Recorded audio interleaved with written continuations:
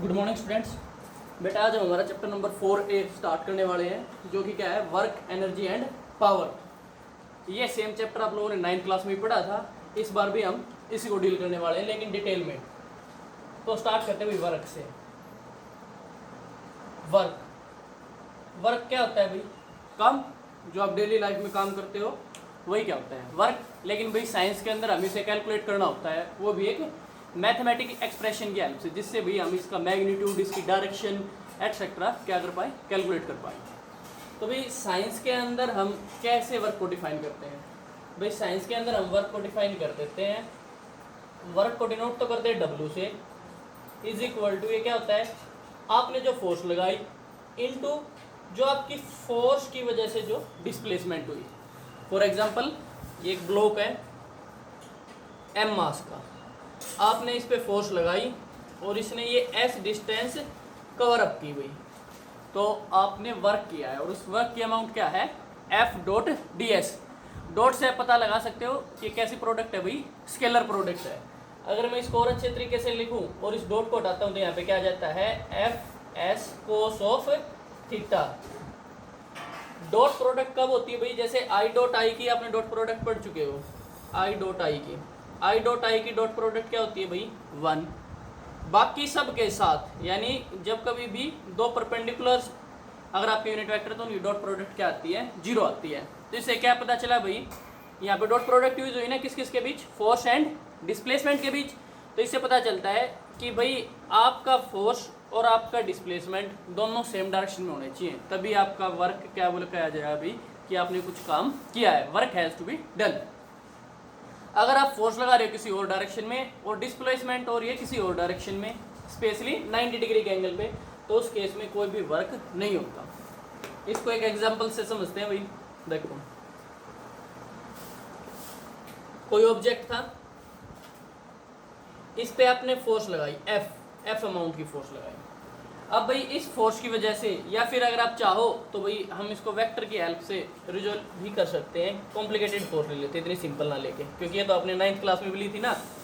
तो भाई ये ऑब्जेक्ट है और आपने इस डायरेक्शन में इस पर फोर्स लगा दी। फोर्स क्या होता है, एफर्ट होता है पुश या पुल का, यानी आपने इस ऑब्जेक्ट को इस डायरेक्शन में पुश या पुल किया है।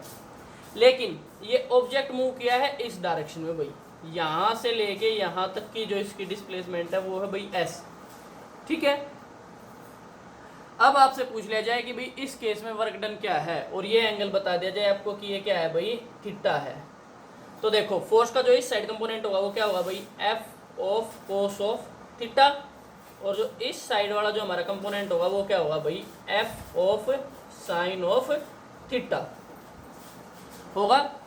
तो हम सिर्फ किस कंपोनेंट को लेंगे भाई, F ऑफ कोस थीटा को लेंगे, F ऑफ साइन थीटा को नहीं लेंगे। क्यों नहीं लेंगे भाई, हम लिख भी देते हैं यहाँ पे, F ऑफ x क्या है आपका, F कोस थीटा, और F ऑफ y क्या है आपका, F साइन ऑफ थीटा। हम F ऑफ कोस थीटा को लेंगे, साइन को नहीं लेंगे। क्यों भाई, क्योंकि साइन के केस में कितना डिग्री का एंगल है, 90 का। तो देखो भाई work done, Fx dot s निकालते हैं हम, यानी Fs कोस ऑफ थीटा। इसकी कुछ ना कुछ वैल्यू एग्जिस्ट करेगी, जो किस चीज़ पे डिपेंड करेगी भाई, थीटा पे, s पे एंड फोर्स पे।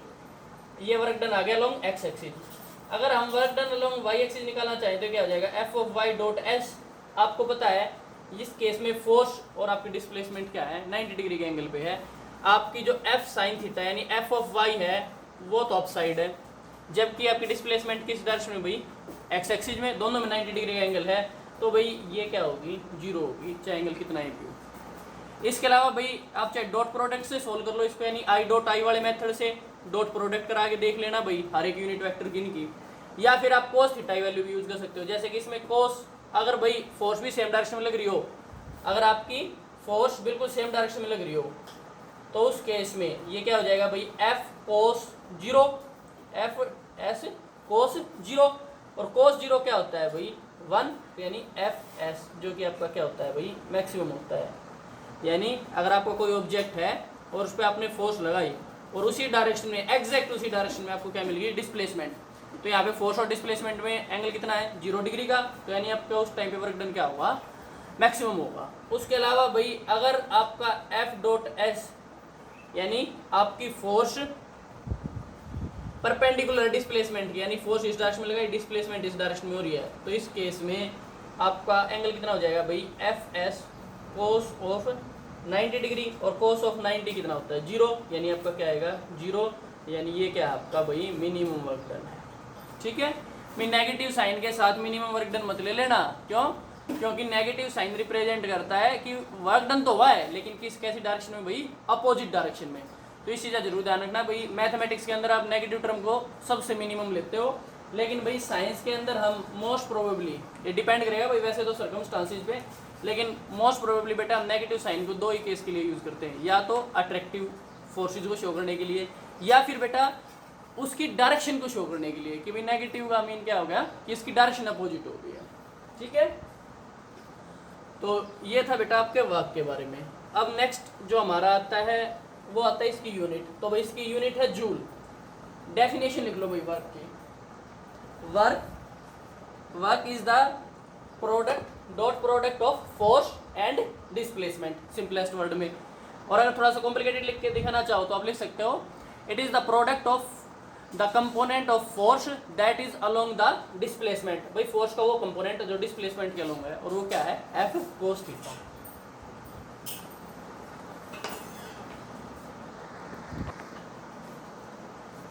तो बेटा एनर्जी के बारे में बात करने से पहले एक बार वर्क के टाइप्स के बारे में बात कर लेते हैं, नेचर ऑफ वर्क के बारे में बात कर लेते हैं। नेचर ऑफ वर्क, जैसा कि हमने अभी देखा था कि वर्क जीरो भी हो सकता है, पॉजिटिव भी हो सकता है और नेगेटिव भी हो सकता है। यहाँ पेपर में मेंशन भी कर देता हूँ, वर्क क्या था, एफ डॉट एस या F S cos of theta.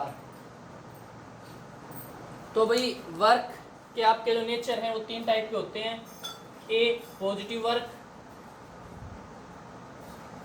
यानी आपकी डिस्प्लेसमेंट फोर्स की डायरेक्शन में ही हो रही है। बी नेगेटिव वर्क, मीन्स आपकी जो डिस्प्लेसमेंट है वो फोर्स के क्या है, अपोजिट डायरेक्शन में। और सी वही जीरो वर्क, यानी आपने फोर्स तो लगाई लेकिन कोई वर्क नहीं हुआ। अब भाई इन्हीं को एक एक एग्जांपल के साथ पढ़ लेते हैं।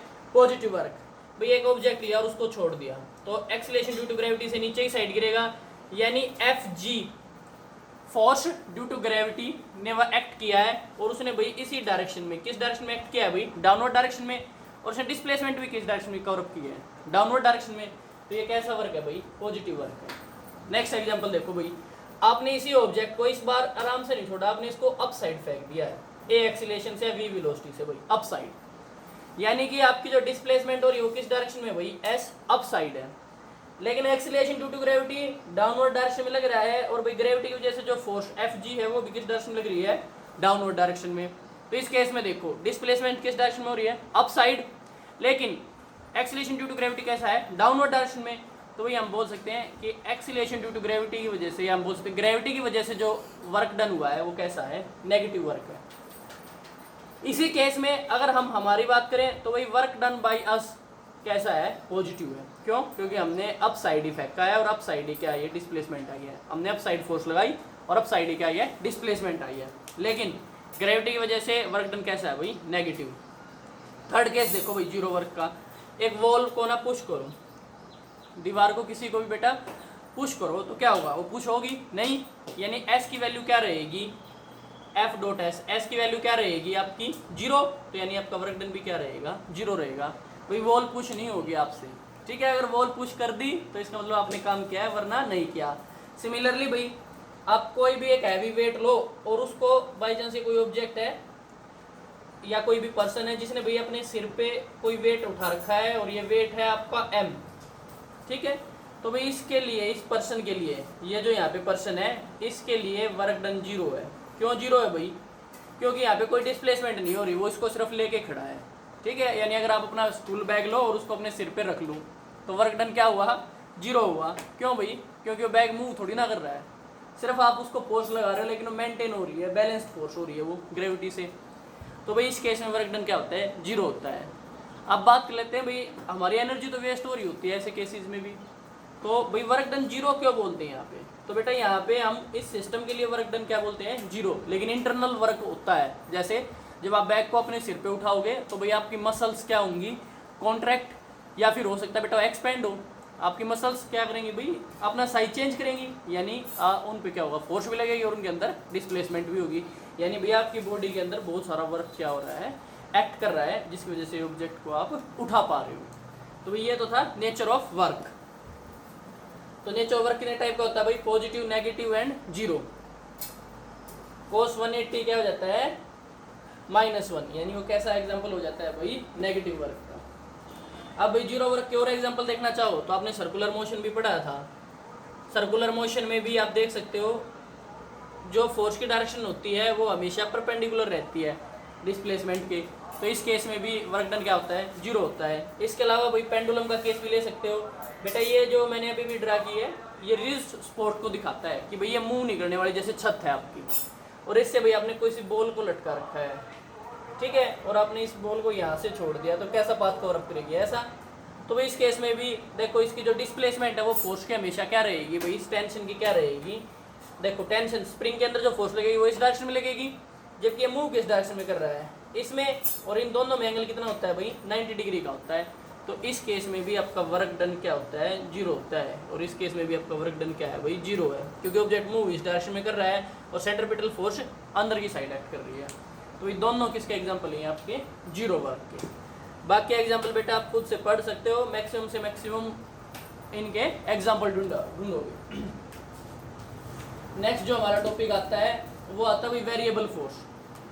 अगर आपकी फोर्स कैसी हो, वेरिएबल फोर्स हो, तब कैसे कैलकुलेट करोगे वर्क डन को। तो भाई देखो एक एग्जांपल ही ले लेते हैं, x ये तो हमारी भाई डिस्प्लेसमेंट है, और ये हमारा भाई हमने जो फोर्स लगाई है वो है, और ये किस पे डिपेंड कर रही है, x पे डिपेंड कर रही है, यानी f ऑफ x का कोई फंक्शन है भाई। तो जब हमने इसका ग्राफ देखा तो कुछ इस तरीके से आ गया, यानी इनिशियल जब उसने डिस्प्लेसमेंट कवर अप किया, हमने इतनी फोर्स लगाई, यहाँ पे हमने इस डिस्प्लेसमेंट के लिए अलग फोर्स लगाई है, यहाँ पे इस डिस्प्लेसमेंट के लिए हमने अलग फोर्स लगाई है। तो ये ऐसे केस में आप वर्क डन कैसे कैलकुलेट करोगे। तो बेटा इसके लिए जो हम मेथड यूज कर लेते हैं वो होता है इंटीग्रेशन। दो चीज़ें होती है, एक तो होता है डिफरेंशिएशन। डिफरेंशिएशन को हम कैसे लिखते हैं, डी बाई डी टी अगर टाइम के रिस्पेक्ट में कर रहे हैं तो, या फिर डी बाई डी एक्स अगर एक्स के रिस्पेक्ट में कर रहे हैं। ये डेरिवेटिव बेटा आपका सिमिलर होता है डेल बाई डेल टी लिखने के, जब कोई क्वांटिटी चेंज हो रही होती है। लेकिन डी में और डेल में डिफरेंस क्या होता है भाई, डेल तो तब यूज़ करते हैं जब बेटा चेंज हो लेकिन वो स्मॉलेस्ट ना हो, और डेरिवेटिव जब वो भाई पॉसिबल स्मॉलेस्ट इंटरवल हो, यानी बेटा इससे छोटा इंटरवल आपके लिए पॉसिबल ना हो। तो भाई डेरिवेटिव या डिफरेंशिएशन ये होता है, और इसका यूज हम कब करते हैं बेटा, जब किसी चीज़ को तोड़ना हो छोटे पार्ट्स में, डिफरेंशिएट यानी छोटे से छोटा पॉसिबल पार्ट हमें लेना हो।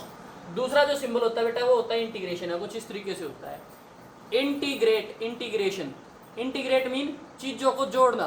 तो भाई ये क्या कर देता है, इन चीज़ों को वापस से जोड़ देता है। अगर मैं बात करूँ इस dx का अगर इंटीग्रेशन करूँगा तो मेरे को x मिल जाएगा, dx का इंटीग्रेशन करूँगा तो क्या मिल जाएगा वापस से x। ये देखो स्मॉल पार्ट्स थे dx, बहुत सारे छोटे छोटे स्मॉल पार्ट्स थे, इन सब को ऐड करोगे तो आपको वापस से टोटल x मिल जाएगा। आपने इसको क्या कर दिया, इंटीग्रेट कर दिया है। डिफरेंशिएशन और इंटीग्रेशन में थोड़ा सा और डिटेल में चले जाते हैं। एक बार हम dx raise to power n का x के रिस्पेक्ट में करके देख लेते हैं, dx raise to power n का dx के रिस्पेक्ट में। तो कैसे करते हैं भाई, पहले तो बेटा पावर को आगे ले आओ और फिर इस पावर में से एक सब्ट्रैक्ट कर दो, ये इसका क्या हो गया है, डिफरेंशिएशन हो गया है।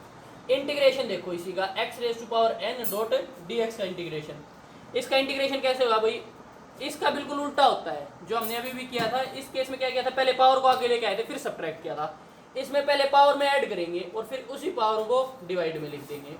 तो भाई ये तो इंटीग्रेशन हो गया, और ये क्या हो गया बेटा, डिफरेंशिएशन हो गया है। इससे ज़्यादा डिटेल में आपका आएगा लेकिन मैथमेटिक्स के अंदर आएगा भाई, फिजिक्स के अंदर सिर्फ यही यूज होंगे, थोड़ी बहुत ट्रिग्नोमेट्री रेशियो यूज होंगी, वो बेटा जैसे जैसे यूज आती जाएंगी मैं बताता चला जाऊँगा। तो भाई मैथमेटिक्स के अंदर बेटा डिटेल में आने वाले हैं। अभी के लिए डिफरेंशिएशन चीज़ों को स्मॉलेस्ट कर देता है और इंटीग्रेट उन स्मॉल चीज़ों को वापस से ऐड कर देता है। तो भाई इस कर्व के नीचे का जो एरिया होगा, ये जो हमारी कर्व है इसके जो नीचे का एरिया है जो साइडेड रीजन में मैं शो कर रहा हूँ, ये बेटा किस चीज़ को शो कर रहा है, आपके वर्क डन को शो कर रहा है, क्योंकि इनकी प्रोडक्ट है ना ये।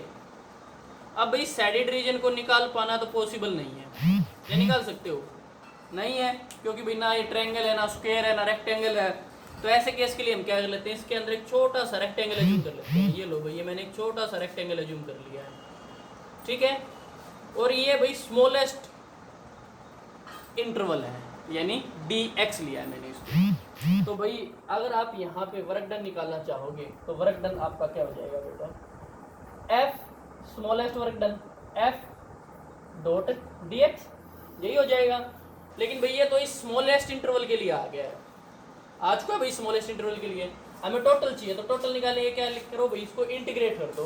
तो इंटीग्रेट करोगे तो dw को जब इंटीग्रेट करोगे तो आपको क्या मिल जाएगा भाई, w यानी work done is equal to integration of f dot dx, ठीक है। और अगर आप यहाँ से चाहो तो भैया 0 से मैं जो कर लेता हूँ a तक है, तो इसकी लिमिट कहाँ से कहाँ पुट कर दो बेटा, 0 से a पुट कर दो। ये आपका क्या आ चुका है भाई, टोटल वर्क डन आ चुका है। यहाँ पे भाई आपको f का कोई ना कोई फंक्शन भी दिया मिलेगा, उस फंक्शन में सिर्फ आपको क्या करना होगा, इंटीग्रेशन करना होगा।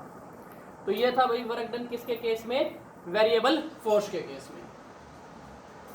नेक्स्ट देखो, नेक्स्ट बात कर लेते हैं हम भाई conservative and non conservative forces की, conservative and non conservative force की।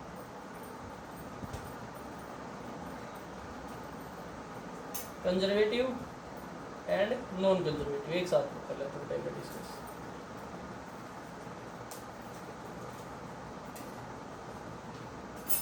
क्या होती है भाई conservative and non conservative force.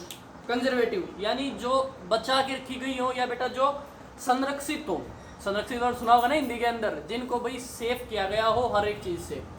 तो भाई कंजर्वेटिव यानी कि आपकी फोर्स सिर्फ और सिर्फ, यानी आपका जो वर्क डन है भैया, आपकी फोर्स है वो सिर्फ और सिर्फ किस चीज पे डिपेंड करे, इनिशियल एंड फाइनल पोजीशन पे डिपेंड करे भाई, इनिशियल एंड फाइनल पोजीशन पे डिपेंड करे, ठीक है। किस चीज पे डिपेंड नहीं करनी चाहिए भाई, इन चीजों पे तो डिपेंड करनी चाहिए, लेकिन वो पाथ पे डिपेंड नहीं करनी चाहिए। क्या पाथ लिया उसने, पाथ के क्या होनी चाहिए भाई, ये इंडिपेंडेंट होनी चाहिए। कंजर्वेटिव फोर्स कौन सी होती है भाई, जो सिर्फ इनिशियल एंड फाइनल पोजीशन में डिपेंड करे और पाथ की क्या हो, इंडिपेंडेंट हो। ग्रेविटेशनल फोर्स भाई आपकी कंजर्वेटिव फोर्स है। ग्रेविटेशनल फोर्स कैसी बेटा, कंजर्वेटिव फोर्स है। यहाँ पे प्रूव भी कर लेते हैं, ग्रेविटेशनल फोर्स इज कंजर्वेटिव। कैसे भी हो कंजर्वेटिव, वो देखो हमें सिर्फ ये शो करना है कि पाथ पे डिपेंड नहीं करती। तो दो सिंपल एग्जांपल ले लेते हैं। एक तो ये है भाई, ए से बी पे मैं किसी ऑब्जेक्ट को लेके गया h हाइट तक, ठीक है। तो इस h हाइट तक जब मैं लेके गया तो भाई मैंने टोटल क्या वर्क किया और मैंने कितनी फोर्स लगाई, दोनों चीज़ें कैलकुलेट कर लेते हैं। और सेकंड केस ले लेंगे हम भाई इंक्लाइन प्लेन का, है ना। दोनों के लिए पाथ अलग अलग हैं, ये भी A to B ले लेते हैं। तो दोनों के लिए पाथ अलग अलग हैं, हाइट दोनों की सेम है, तो हमें बस ये शो करना है कि पाथ पे डिपेंड नहीं कर रहा है। तो भाई इस केस में इसको पहले ट्रायंगल बना लेते हैं बेटा। ये हमारा ओरिजिन हो गया है, ये हमारा थीटा एंगल हो चुका है। तो चलो सोल्व करें इसको। फर्स्ट केस के लिए देखो, फर्स्ट केस के लिए अगर मैं फोर्स लिखना चाहूँ तो फोर्स आपकी क्या आएगी, एफ आपकी क्या आएगी भाई, MA, यानी MA अगर एक्सीलरेशन से मूव करवाया है। इसके अलावा बेटा अगर आप डायरेक्ट वर्क डन भी निकालना चाहो तो वर्क डन भी निकाल सकते हो। देखो कैसे, कंजर्वेटिव फोर्स है ना, तो इसके लिए जो आपने वर्क डन कराया है वो सिर्फ किस चीज पे डिपेंड करेगा, इनिशियल एंड फाइनल पोजीशन पे। तो इसके लिए भी वर्क डन देखो, वर्क डन क्या होता है, F.S यानी FS cos ऑफ थीटा। यहाँ पे देखो आप फोर्स भी आप साइड लगा रहे हो और आपका ऑब्जेक्ट भी आप साइड मूव कर रहा है, यानी कोस की वैल्यू क्या है यहाँ पे 0, यानी ये आपके पास क्या आ गया FS। अगर मैं F की बात करूँ, फोर्स की बात करूँ, तो बेटा वो क्या होगी, MA होगी, MA। लेकिन हम यहाँ पे A नहीं लिखेंगे, क्यों नहीं लिखेंगे, क्योंकि भाई हम इसे ग्रेविटी के अगेंस्ट लेके जा रहे हैं। किसके अगेंस्ट लेके जा रहे हैं, ग्रेविटी के अगेंस्ट। तो यहाँ पे एक्सीलरेशन ड्यू टू ग्रेविटी लेंगे इनटू H। S की जगह मैंने क्या ले लिया है भाई, H ले लिया है। तो भाई ये हमारा वर्क डन आया फर्स्ट केस के लिए, याद रखना। नेक्स्ट सेकंड केस के लिए देखो भाई, सेकंड केस में भाई यहाँ पे कोई ऑब्जेक्ट है और उसको हम अप साइड लेके गए हैं। तो अप साइड लेके गए, ऑब्वियसली बात, हमने फोर्स किस डायरेक्शन में लगाई है भाई, इस डायरेक्शन में। इसका वेट किस डायरेक्शन में एक्ट कर रहा था भाई, mg, इस डायरेक्शन में। और इस डायरेक्शन में कौन सा एक्ट करेगा भाई, ये एंगल क्या हो जाएगा बेटा, थीटा। और ये आपका क्या आएगा, mg cos ऑफ थीटा। अगर ये mg cos थीटा तो इसके 90 डिग्री पे यहाँ पे क्या आएगा, mg sin ऑफ थीटा। तो चलो भाई सेकंड के लिए आप फोर्स वर्क डन निकालते हैं और शो कर देते हैं कि वर्क डन पाथ के इंडिपेंडेंट है। तो भाई सेकंड केस के लिए सेकंड केस के लिए भाई फोर्स तो F होगी है, इनटू डिस्प्लेसमेंट कहाँ से कहाँ हुई है भाई, A से B हुई है, A से B। अब अगर मैं बात करूं इसकी डॉट प्रोडक्ट को हटा के लिखूं तो FAB cos ऑफ थीटा, इस बार हमें भाई cos थीटा की वैल्यू नहीं पता, ठीक है, ये पता है बेटा। इस केस में भी देखो फोर्स अप साइड लग रही है और ऑब्जेक्ट भी किस डायरेक्शन में जा रहा है, अप साइड, यानी आपका कोस क्या है, 0 है, यानी आपका वर्क डन यहाँ पे क्या है, FAB cos 0 क्या हो गया है, 1। आप देख सकते हो ये रही हमारी फोर्स की डायरेक्शन और इसी डायरेक्शन में हमारा ऑब्जेक्ट क्या कर रहा है बेटा, मूव कर रहा है। अब बात कर लेते हैं इस फोर्स की वैल्यू की, तो चलो भाई इस फोर्स की वैल्यू और लिख देते हैं। तो W2 क्या आएगा आपका, फोर्स की जगह यहाँ पे क्या आ जाएगा भाई mg, और mg का कौन सा आएगा भाई, mg साइन ऑफ थीटा वाला कंपोनेंट आएगा, mg साइन ऑफ थीटा वाला, क्योंकि भाई यही इसके क्या लग रहा है बेटा, फोर्स के अपोजिट साइड लग रहा है, इक्वल एंड अपोजिट साइड। तो फोर्स की जगह तो कौन सा कंपोनेंट आएगा भाई, mg sine theta into AB। अब अगर आप इससे साइन थीटा की वैल्यू निकालोगे तो साइन थीटा क्या होता है, परपेंडिकुलर, यानी BO बाई हाइपोटेन्यूज यानी AB इंटू AB, AB ये था भाई, AB से AB कैंसिल आउट हो गया, आपके पास क्या बच गया है, MGBO, B2O क्या है भाई, आपकी हाइट h है। तो आप देख सकते हो फर्स्ट एंड सेकंड केस, ये फर्स्ट केस था, ये सेकंड केस था। फर्स्ट एंड सेकंड केस में बेटा पाथ अलग अलग थे, लेकिन आपका वर्क डन क्या है, सेम आया, MGH यहाँ पे आया, MGH यहाँ पे आया। फिर कैसी फोर्स है भाई, कंजर्वेटिव फोर्स है। नेक्स्ट है भाई नॉन कंजर्वेटिव फोर्स।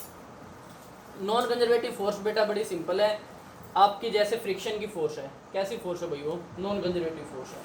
कैसे है भाई non conservative, non conservative force, friction का एग्जांपल ले लो। नॉन कंजर्वेटिव मीन्स कि भाई इन पे जो वर्क डन है वो इनकी इनिशियल और फाइनल पोजीशन में तो डिपेंड करेगा ही, साथ में पाथ पे। फ्रिक्शन देखो यहाँ पे मान लो पेन रखा है भाई, अगर मैं इस पेन को यहाँ से और यहाँ तक लेके जाऊँ इस पाथ के थ्रू, ठीक है, अगर मैं यहाँ से लेके यहाँ तक लेके गया तो क्या हुआ, फ्रिक्शन लगी भाई, ठीक है। नेक्स्ट केस देखो, अब मैं इसको पेन को यहाँ से ऐसे लेके गया भाई, यहाँ से ऐसे, तो इस केस में आप बताओ भाई फ्रिक्शन किस केस में ज़्यादा लगी होगी भाई। इस केस में ऑब्वियस सी बात है आपकी फ्रिक्शन क्या होगी, मिनिमम होगी इन दोनों केसेज में अगर मैं बात करूँ तो, और इस केस में क्या होगी भाई, मैक्सिमम फ्रिक्शनल फोर्स। तो भाई फ्रिक्शन की फोर्स डिपेंड करती है आपके इनिशियल और फाइनल प्लस आपने पाथ क्या लिया है। तो भाई इस वजह से आपकी फोर्स कैसी है बेटा, नॉन कंजर्वेटिव है। क्यों, क्योंकि इसमें जो हमने वर्क डन किया है वो पाथ पे डिपेंड कर रहा है।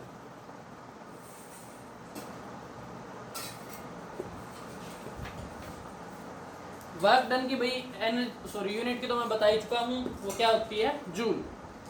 नेक्स्ट बात कर लेते हैं भाई, हमारा टॉपिक है एनर्जी। एनर्जी का टॉपिक भाई आप लोगों ने 9th में पढ़ा था, एक बार हम फिर से इस क्लास में फिर से पढ़ेंगे। और टॉपिक में है भाई मैकेनिकल एनर्जी। कैसे एनर्जी, मैकेनिकल एनर्जी। पता होगा भाई मैकेनिकल एनर्जी कितने टाइप की होती है बेटा, 2 टाइप्स की होती हैं। कौन कौन सी, kinetic energy plus potential energy, हम इसको ई के इक्वल भी लिख देते हैं। तो भाई चलो दोनों एनर्जीज को हम स्टडी करते हैं। फर्स्ट काइनेटिक एनर्जी की बात करते हैं। काइनेटिक एनर्जी कौन सी एनर्जी होती है भाई, it is the energy possessed by an object by virtue of its motion. भाई ये वो एनर्जी होती है जो कोई ऑब्जेक्ट पोजेस करता है, किसकी वजह से, अपने मोशन की वजह से। अगर मैं इसके भाई ये तो आपने 9th क्लास में पढ़ा था, लेकिन इसका डेरिवेशन नहीं पढ़ा था 9th में। अब चलो बेटा इसका डेरिवेशन भी कर लेते हैं। ये कोई ऑब्जेक्ट है भाई, इसको यहाँ से यहाँ मूव किया गया है किसी F फोर्स अप्लाई करके, और ये जो डिस्प्लेसमेंट इसने कवर अप की है ये है S, ये हमने F फोर्स लगाई थी। तो भाई इक्वेशन ऑफ मोशन लगाओ बेटा, v² minus u² is equal to क्या होता है, 2as। इनिशियली ब्लॉक रेस्ट पे था तो ये क्या हो जाएगा, v² is equal to 2as, यही हो जाएगा। यहाँ से भाई एक्सीलरेशन की वैल्यू निकाल लो, किसकी वैल्यू निकाल लो, एक्सीलरेशन की। तो एक्सीलरेशन की वैल्यू यहाँ से क्या है, v² बाई 2s। एक्सीलरेशन की वैल्यू क्यों निकाली भाई, क्योंकि बेटा मैकेनिकल एनर्जी चाहे आपकी वो काइनेटिक हो या फिर पोटेंशियल हो, दोनों क्या होती हैं, वर्क डन होती हैं। यहाँ पे लिख देता हूँ मैं, देखो भाई वर्क डन होती हैं F.S, दोनों क्या होती हैं, वर्क डन। अब फोर्स क्या होता है, ma.s। तो भाई S तो हमारे पास ये रहा डायरेक्ट, लेकिन भाई A नहीं है, तो हमने इस जो मोशन था इसके लिए एक्सीलरेशन को निकाल लिया है। तो चलो फिर इसके अंदर वैल्यू पुट कर देते हैं।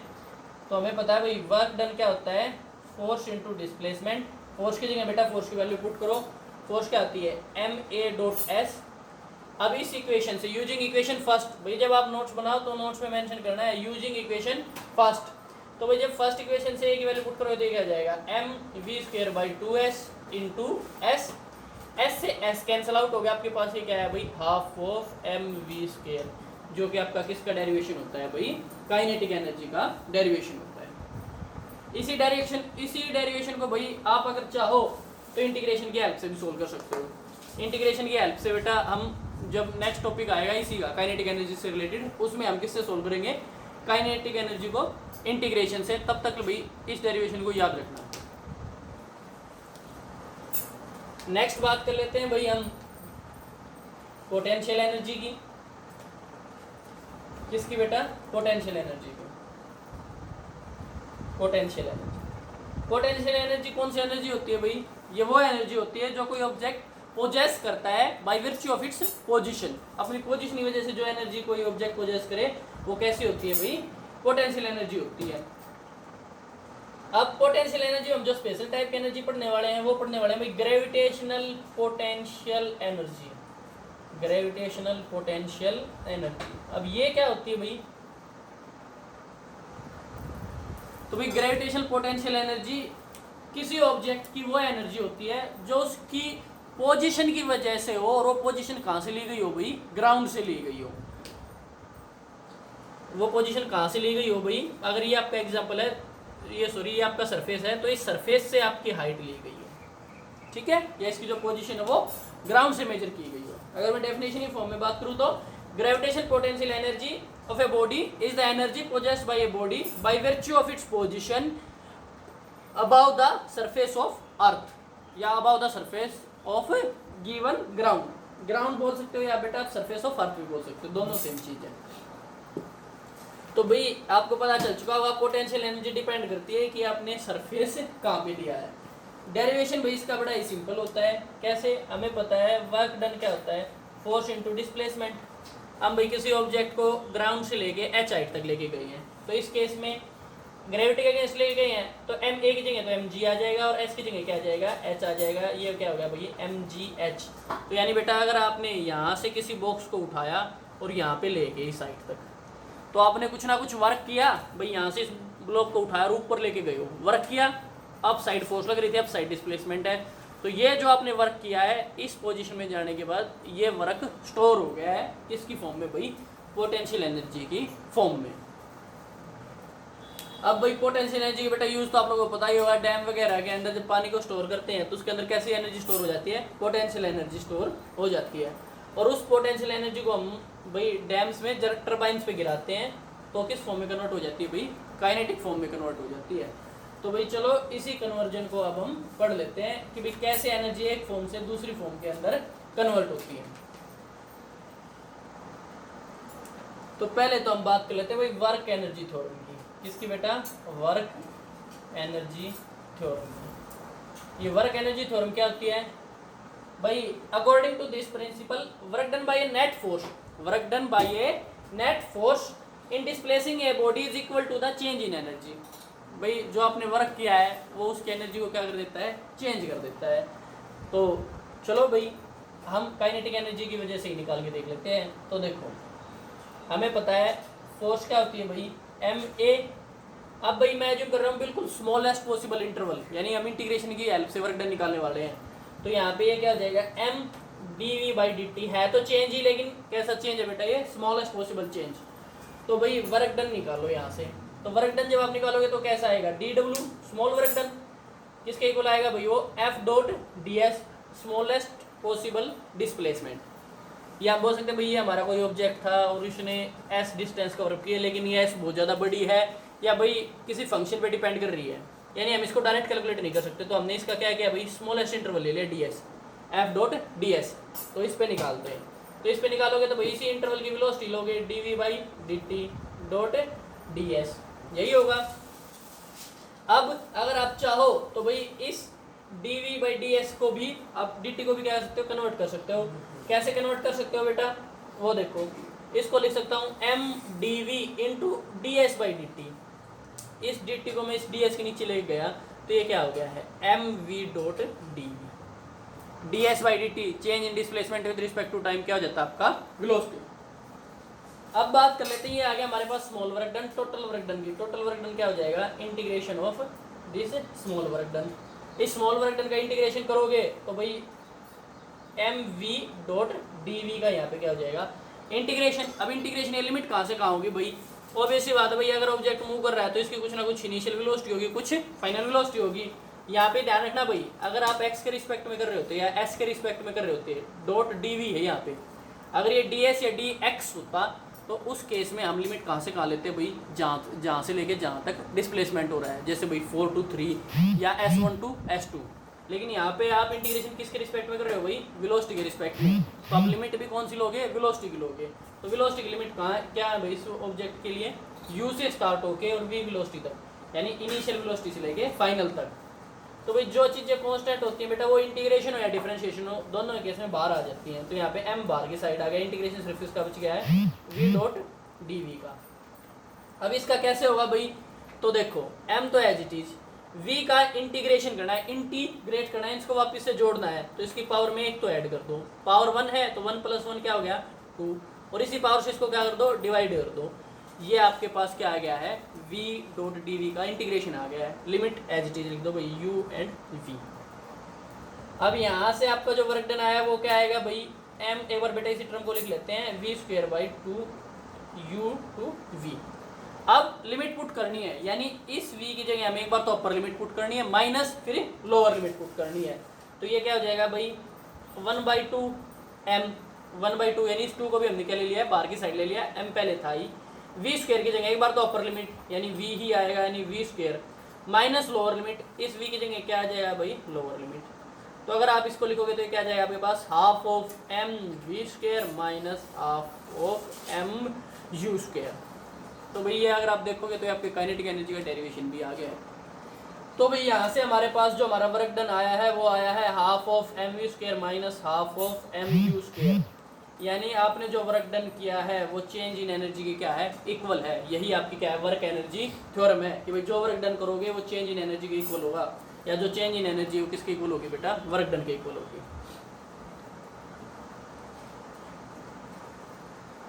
नेक्स्ट भाई काइनेटिक एनर्जी एंड मोमेंटम में रिलेशन देख लेते हैं भाई, और वो भी मोमेंटम भी कैसा लीनियर।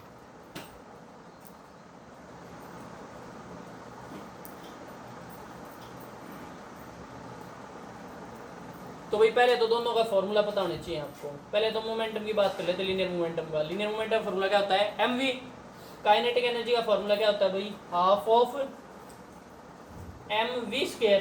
तो देखो भाई v तो ये रहा ठीक है, mv है, तो अगर मैं इसको ऐसे लिख दूं तो भाई 1/2 m से डिवाइड कर दिया और m से मल्टीप्लाई कर दिया, इससे बेटा वैल्यू डायरेक्ट पुट हो जाएंगी। अब आप देख सकते हैं क्या है m² v² और ये क्या है mv। तो हम इस mv की जगह using equation first value put कर सकते हैं, वो क्या आ जाएगी p²/2। m एंड v किसके इक्वल था भाई p के, तो mv का स्क्वायर किसके इक्वल हो जाएगा p के स्क्वायर के, तो मैंने यही लिखा भाई यहाँ पे। तो हमारी काइनेटिक एनर्जी में और मोमेंटम में रिलेशन क्या है p²/2m। अब इस चीज़ का ध्यान रखना है भाई, जब कभी भी आपका ग्राफ में स्क्वायर हो तो आपका ग्राफ आता है कुछ इस टाइप का, ठीक है। जब कभी भी बेटा अंडर रूट हो या क्यूब रूट हो तो उसके लिए ग्राफ आता है कुछ ऐसा, ठीक है। तो यहाँ पे कौन सा ग्राफ वैलिड है भाई, ये वाला ग्राफ किस किस के बीच है भाई, मोमेंटम इस साइड लिया हमने और जो आपकी काइनेटिक एनर्जी है के वो इस डायरेक्शन में ली है, ठीक है। और मास को हमने क्या ले लिया है कांस्टेंट ले लिया है। तो भाई यहाँ से आप डिफरेंट कंक्लूजन निकाल सकते हो। जैसे अगर आपका p कांस्टेंट हो, p क्या हो कांस्टेंट हो, यानी p चेंज नहीं हो रहा है, m अगर चेंज होगा, m अगर हाई होगा यानी ज़्यादा होगा, तो इस केस में भाई काइनेटिक एनर्जी क्या हो जाएगी रिड्यूस हो जाएगी। इसका अपोजिट केस अगर मास रिड्यूस करेगा तो आपकी काइनेटिक एनर्जी क्या करेगी भाई इंक्रीज कर जाएगी। तो भाई ऐसे आप इन तीनों वेरिएबल्स को देख के बता सकते हो कि भाई उन पे क्या इफेक्ट होने वाला है बाकी दो की वजह से। नेक्स्ट बात कर लेते हैं भाई, अब काइनेटिक एनर्जी के बारे में तो हम बहुत डिस्कस कर चुके हैं, अब बात कर लेते हैं पोटेंशियल एनर्जी की। अब पोटेंशियल एनर्जी स्प्रिंग की अगर आपको निकालनी पड़ जाए तो भाई कैसे निकालोगे, चलो कुछ ले लेते हैं बेसिक से एग्जांपल, एक स्प्रिंग का एग्जांपल ले लेते हैं और उसमें एनर्जी का चेंज देखते हैं। यानी कि पोटेंशियल एनर्जी ऑफ स्प्रिंग और डिस्कस कर लेते हैं बेटा। पोटेंशियल एनर्जी ऑफ स्प्रिंग, कोई स्प्रिंग था भाई,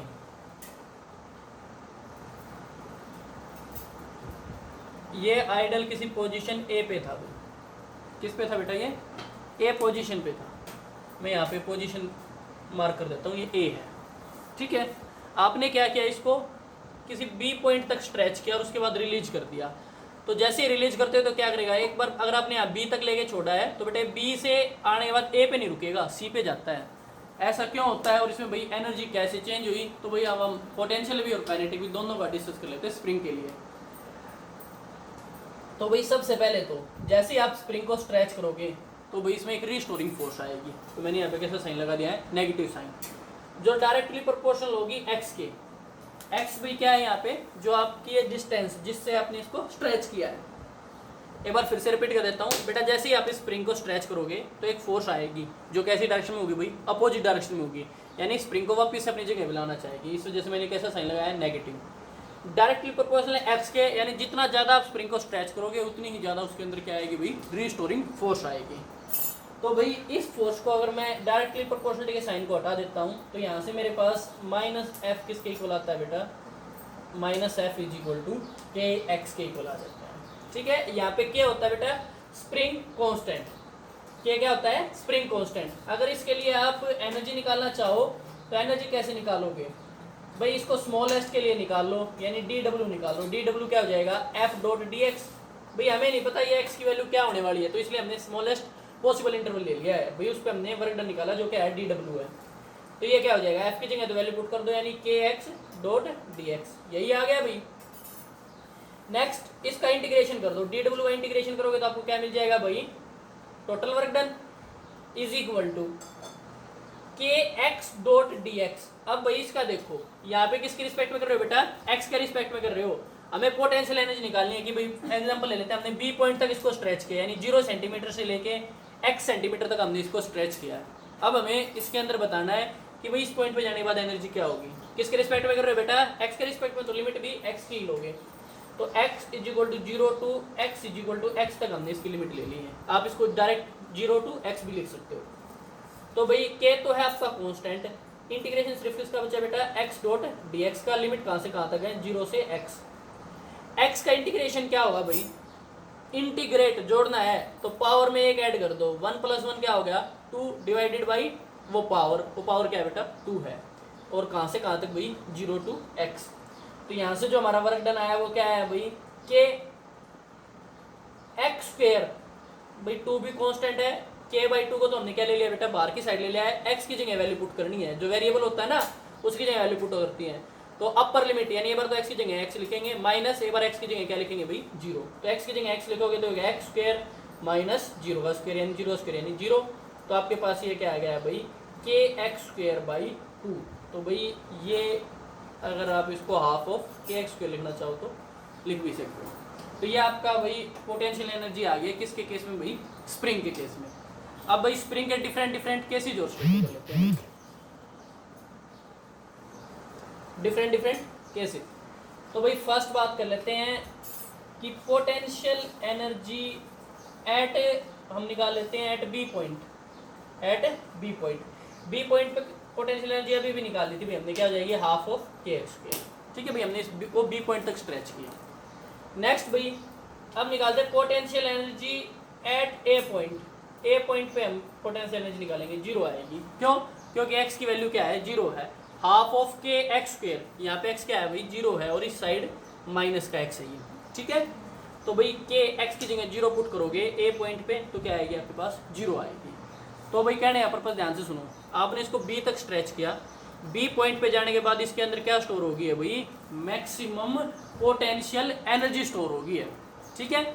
आपने इसको रिलीज किया तो वो पोटेंशियल एनर्जी किस में कन्वर्ट हो रही है भाई, धीरे धीरे काइनेटिक एनर्जी में। इस पॉइंट पे आने के बाद आपकी सारी की सारी ये जो पोटेंशियल एनर्जी है ये किस में कन्वर्ट हो चुकी है, काइनेटिक में। और यहाँ पे पोटेंशियल वैल्यू क्या आई आपकी, 0 आई है। भाई एनर्जी कंजर्व होती किसी भी सिस्टम की, वो लॉस्ट नहीं होती।